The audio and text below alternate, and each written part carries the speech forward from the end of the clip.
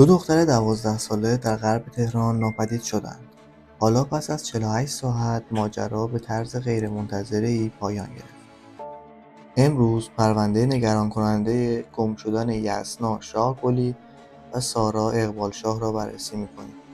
آنها دو دختر نوجوان بودند که از ظهر پنجشنبه 15 خرداد در محله شهران تهران ناپدید شدند. در ادامه مصاحبه خبرگزاری همشهری با پدر یسنا. شما از اقوام این دوتا خانم هستین؟ بله. شما پدرشون هستین؟ بله. پدر کدومشون؟ پدر یسنا. خب ایشالله که به امید خدا پیدا بشه، توکل به خدا. ما هم آرزو می‌کنیم زودتر برگرده خونه، کمک رو دستمون برات انجام بدیم که ایشالله دخترتون برگرده. میشه توضیح بدین که یسنا چند سالش بود؟ کلاس چندم بود؟ 12 سالش بود. 12 سال کلاس ششم. کلاس ششم. شما ساکن کدوم منطقه هستین؟ چند شهر.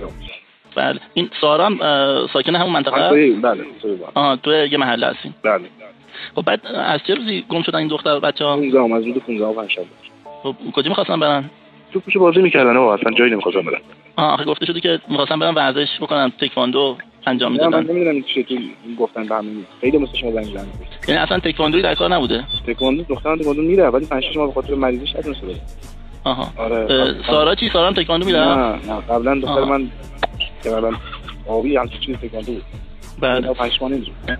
خب درسته. بعد چیز بچه‌ها بازی می‌کردن تو کوچه، بعد یهو نیومدن، برنگشتن، شما نگران شدین، درسته؟ بله کاملا درسته. خانواده سارا هم همینطور؟ بله اونم نگرانن.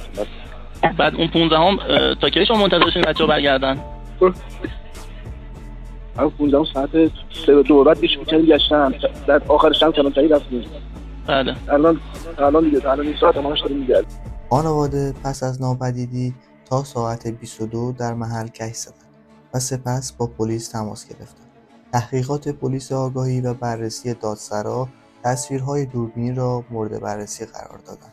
شنبه عصر مردی متوجه حضور دختران در پارکی نزدیک خانه شد و با تماس با خانواده آنها بازگردانده شدند. معلوم شد آنها این دو شب را در خانه یکی از دوستانشان خوابیده بودند.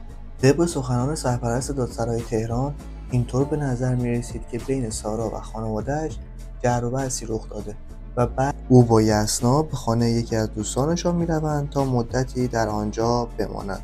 در لحظه دیدار مجدد با خانواده دختران بغض‌آلود بودند. آقا ممنونم از تمامی که رسیدین. بچه فرزا پیداشون شدن صحیح و سالم تو بغل خانواده‌شون. ممنونم از تمام کسایی که تو مجازی حواسشون به ما بود. واقعا ازتون متشکرم. خیلی ممنون.